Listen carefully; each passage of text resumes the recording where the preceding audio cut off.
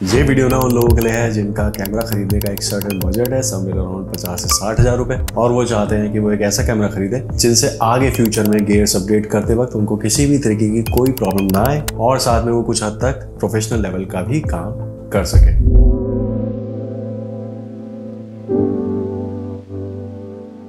अच्छा, वीडियो की शुरुआत में ना आप लोगों का एक छोटा सा मिसकंसेप्ट मैं दूर करना चाहूंगा कि there is nothing like best camera, क्योंकि दैट्स टोटली डिपेंड अपॉन कि आपको फ्यूचर में किस इकोसिस्टम में अपडेट करना है। मे बी आपको कैनन के कलर्स बहुत पसंद आते हो या निकॉन के वाइब्रेंट कलर्स बहुत पसंद आते हो। लाइक मी, मैं एक सोनी यूजर हूँ एंड मैंने जब इस कैमरे को खरीदा था मैंने यही सोच के कैमरे को लिया था कि मैं आगे सोनी के ही इकोसिस्टम में अपग्रेड करने वाला हूं और लेंसेज भी मुझे उसी के हिसाब से आगे परचेज करने हैं। तो बैक टू द पॉइंट, आप और मैं एक मिडिल क्लास फैमिली से हैं एंड हम कैमरा में एक बार तो इन्वेस्टमेंट कर सकते हैं, बट बार बार लेंसेज में इन्वेस्टमेंट करना हमारे लिए थोड़ा सा मुश्किल पड़ सकता है। खैर, बहुत हुई ज्ञान की बातें। अब हम बात करेंगे उस टॉपिक पर जिसकी वजह से आपने इस वीडियो पर क्लिक किया है।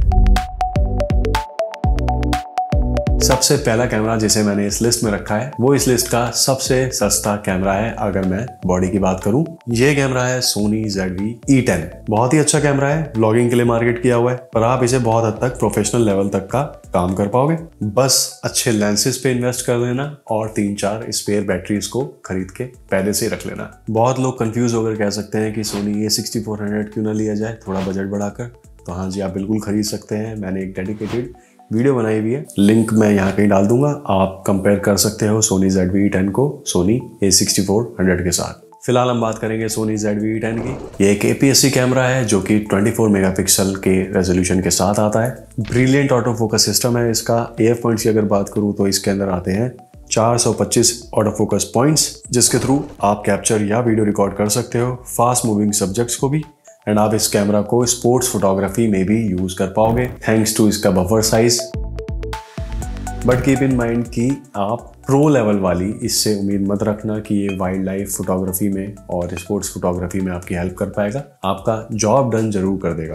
प्रोडक्ट शो के सब्जेक्ट ब्राइटनेस, लाइव स्ट्रीमिंग जैसे फीचर भी इसमें आप इनेबल कर सकते हो और 4K में वीडियो रिकॉर्ड भी कर पाओगे अप टू 30 FPS। एंड अगर आप मेरी तरह स्लो मोशन के दीवाने हो तो फुल HD वीडियो मोड पर आप अप टू 120 FPS तक शूट कर सकते हो इजिली। एंड एक और इंटरेस्टिंग चीज जो कि मुझे एज अ सिनेमेटोग्राफर अच्छी लगती है वो ये है कि इसके अंदर S-Log प्रोफाइल्स के अंदर आप शूट कर सकते हो। कलर ग्रेडिंग का एक आपके पास स्कोप रह जाता है। तो इन माई सजेशन, आप इस कैमरे का वेडिंग में भी अच्छे से यूज कर सकते हो एंड कॉर्पोरेट वीडियोज में भी आप इसका अच्छे से यूज कर पाओगे। ऑफकोर्स व्लॉगिंग के लिए इस कैमरा को मार्केट किया है, तो फोटोग्राफी में ना थोड़ा सा पीछे रह जाता है क्योंकि इसके अंदर ना EVF को नहीं दिया गया।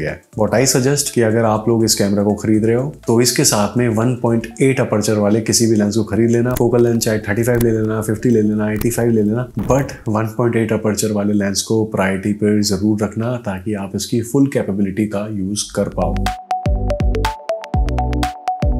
इस लिस्ट का सेकंड नंबर का जो कैमरा है वो है कैनन का कैनन 200D Mark II। ये एक DSLR स्टाइल बॉडी वाला कैमरा है जिसका प्राइस अभी चल रहा है 56,190 रुपीज। APS-C कैमरा है जो कि आता है 24 मेगापिक्सल के साथ। Commonly 24 megapixel is well sufficient for photography and videography. And ये कैमरा डायरेक्टली एम करता है उन लोगों को जो कि अभी फोटोग्राफी स्टार्ट कर रहे हैं या मन बना रहे हैं या ऑलरेडी मोबाइल से फोटोग्राफी करते हैं। अच्छा, एक बात और, ये कैमरा ना मैं आप लोगों को व्लॉगिंग करने के पर्पज से रिकमेंड नहीं करूंगा बिकॉज ये DSLR स्टाइल बॉडी है। वेट थोड़ा सा हैवी है इसका कंपेरेटिवली मिररलेस कैमरा से। 3 इंच की फुली आर्टिकुलेटेड स्क्रीन के साथ आता है कैमरा। ऑप्टिकल व्यू फाइंडर है, old school Canon style camera है। फोटोग्राफी में अगर आपको व्यू फाइंडर के थ्रू इसका ऑटो फोकस को यूज करना है तो आपको मिलने वाले हैं 9 auto focus points. I know आपको लगेगा कि यार आजकल तो इतने फलाना ठिकाना आ रहे हैं AF पॉइंट्स, भाई DSLR में इतने ही आते थे, इतना ही मिलेगा, पर ये कहीं ना कहीं आपकी लर्निंग प्रोसेस को बहुत अच्छा करेगा। फोटोग्राफी में ना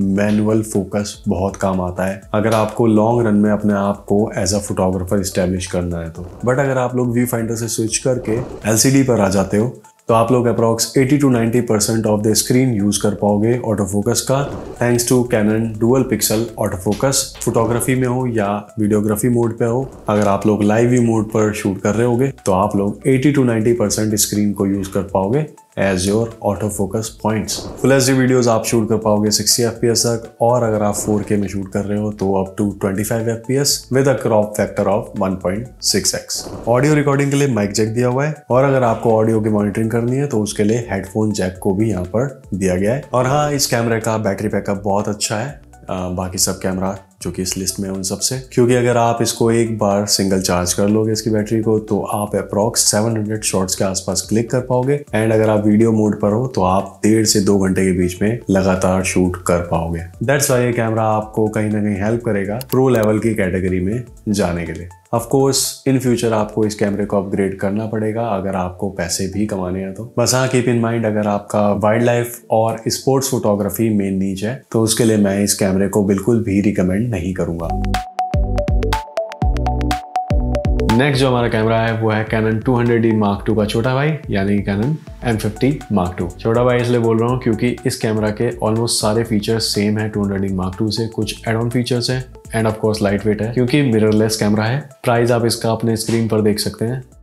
ये भी एक क्रॉप सेंसर कैमरा है, 24 मेगापिक्सल के रेजोल्यूशन के साथ आता है, बट मिररलेस बॉडी है जिसकी वजह से ये लाइट वेट तो जरूर है, और लाइट वेट होने की वजह से अगर मैं इसे कंपेयर करूँ 200D Mark II से तो ये पीछे रह जाता है, क्योंकि अगर इस कैमरा की बैटरी को आप एक बार चार्ज करोगे फुल तो ऑलमोस्ट आपको 300 से 350 पिक्चर्स निकाल कर ये दे पाएगा। बाकी इस कैमरा के सारे फीचर्स ऑलमोस्ट सेम है अगर मैं कंपेयर करूँ 200D Mark II से। इसे एक डेडिकेटेड वीडियो इन फ्यूचर जरूर बनाऊंगा जिसमें मैं क्लियर करूंगा कि 200D Mark II और Canon M50 Mark II के अंदर क्या क्या डिफरेंसेस हैं। अच्छा, एक बोनस टिप आपको देना चाहूंगा, इफ अगर आप लोग इस कैमरे को लेने का सोच रहे हो तो एक अडेप्टर भी खरीद लेना EF माउंट वाला, ताकि आप लोग EF माउंट के लेंसेज पर इन्वेस्ट कर सको। थर्ड पार्टीज भी बहुत सारे EF माउंट के लेंसेज बनाते हैं, रेंटल पे भी अगर आपको लेंसेज लेने हुए तो आपके लिए ईजी रहेगा। एंड इन फ्यूचर आप जब अपग्रेड करोगे, इधर आप लोग RF माउंट की तरफ बढ़ो या EF माउंट की तरफ, तो आपको फ्यूचर में किसी भी तरीके की अपग्रेडेशन को लेकर कोई प्रॉब्लम ना आए।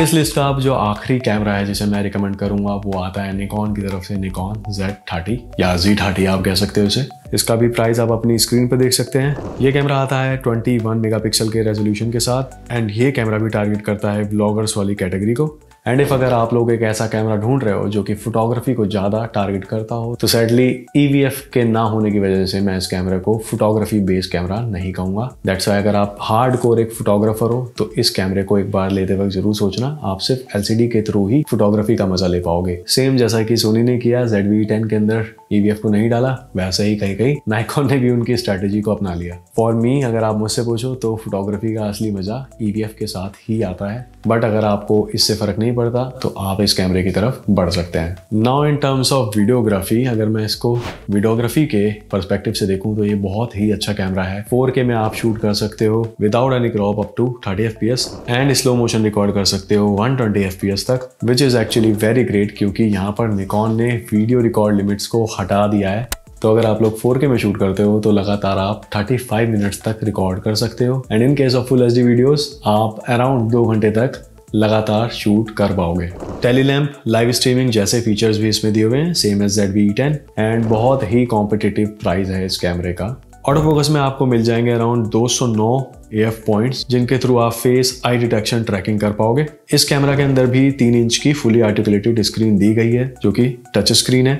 Z50 में एक लिमिटेशन थी, Z50 के अंदर आपको टिल्ट अप वाली स्क्रीन दी गई थी और यहाँ पर Z30 के अंदर इस लिमिटेशन को हटा दिया है। अब बात करते हैं ऑडियो के पर्सपेक्टिव से, तो ऑडियो रिकॉर्डिंग के लिए तो यहाँ पर आपको ऑडियो का पोर्ट दे दिया है, पर अगर आपको प्रोफेशनली ऑडियो को मॉनिटर भी करना है तो भाई कंजूसी दिखा दी है निकॉन ने, नहीं दिया गया है कोई भी ऑडियो मॉनिटरिंग के लिए जैक। तो अगर आप लोग अपनी ऑडियो को मॉनिटर करना चाहते हो तो मैं कुछ इस तरीके का आपको अडेप्टर रिकमेंड करूंगा खरीदने को। देखो इसका ना कोई भी सटीक जवाब नहीं है क्योंकि सारे कैमरा इस बजट के अंदर बेस्ट ही हैं। डिपेंड ये करता है कि आपको यूज क्या करना है इन कैमरे का, किस इकोसिस्टम में आगे अपग्रेड करना है, फ्यूचर में क्या अपग्रेड करोगे, उन सारी चीजों को लेकर आपको अपना खुद का फैसला करना है। मैं चाहता तो इस लिस्ट के अंदर फूजी फिल्म और पैनासोनिक के कैमरास को भी डाल सकता था, बट मैंने ऐसा नहीं किया। रीजन इज वाई कि आप भी मेरी तरह एक मिडिल क्लास फैमिली से हो, एंड इफ अगर आपको बाद में अपग्रेड करना पड़ा, फ्यूचर में आपको इन्वेस्ट करना पड़ा, तो ये सारी बातों को ध्यान में रखते हुए मैंने पैनासोनिक और फूजी वगैरह को नहीं डाला है, क्योंकि इनके लेंसेज जो थर्ड पार्टीज वाले होते हैं वो भी मुश्किल से मिलते हैं तो महंगे मिलते हैं, रेंट पे अगर लेना हुआ तो भी मुश्किल हो जाता है। दैट्स वाई मैंने इस लिस्ट के अंदर कैनन, निकॉन, सोनी को ही डाला है, क्योंकि इन सभी ब्रांड्स के जो लेंसेज हैं, चाहे वो नेटिव लेंसेज हो या थर्ड पार्टी लेंसेज हो, वो इजीली अवेलेबल है मार्केट में, या अगर आप लोग रेंटल करते हो तो रेंट पे भी आपको इजीली अवेलेबल हैं ये लेंसेज।